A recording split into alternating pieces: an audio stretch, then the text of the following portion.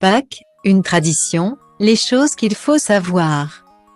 Cette année, la fête de Pâques se déroulera le dimanche 17 avril. On voit souvent écrit Pâques au pluriel ou au singulier. Il faut savoir que les deux orthographes sont correctes. Cependant, on utilisera le singulier pour la fête juive et le pluriel pour la fête chrétienne et païenne. Pâques est avant tout une fête juive qui commémore l'exode du peuple juif d'Égypte qui fut libéré par Moïse en traversant la mer Rouge. Les chrétiens commémorent la résurrection du Christ crucifié. Cela symbolise le passage de la mort à la vie. Il est célébré chaque année le premier dimanche suivant la première pleine lune de l'équinoxe du printemps. Ce sont deux fêtes identiques, celle des chrétiens découlant de celle des juifs. Cependant, chacun garde sa signification qui est différente malgré la similitude de leur ritualité. Les cloches, les œufs et l'agneau pascal sont des symboles ancrés dans nos esprits et représentent cette fête. Cependant, tout a une origine et une explication. Tout d'abord les cloches qui sont une tradition en France. On stipule que les œufs sont déposés par celle-ci, car elles s'arrêtent de sonner à partir du jeudi saint, celui avant Pâques, en signe de deuil, jusqu'au jour dimanche de Pâques. Ensuite, les œufs en chocolat ne l'étaient pas tant au début.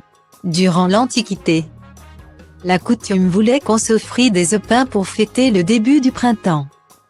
Puis au Moyen-Âge, l'Église décida d'interdire tout échange d'œufs durant le carême, 40 jours précédant Pâques. Ils étaient conservés jusqu'au dimanche de Pâques et redistribués. Ce n'est qu'après les années 1830, et grâce aux nouvelles techniques découvertes sur le travail du chocolat, que différentes formes sont apparues, et pas seulement des œufs.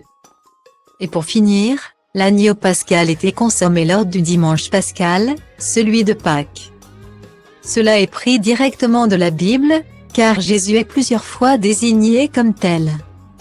Donc les Juifs, dans leur tradition, considéraient cela comme un innocent sacrifié pour racheter les péchés des hommes.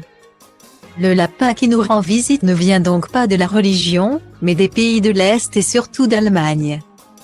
Autrefois, il symbolisait la fertilité, le renouveau et le début du printemps.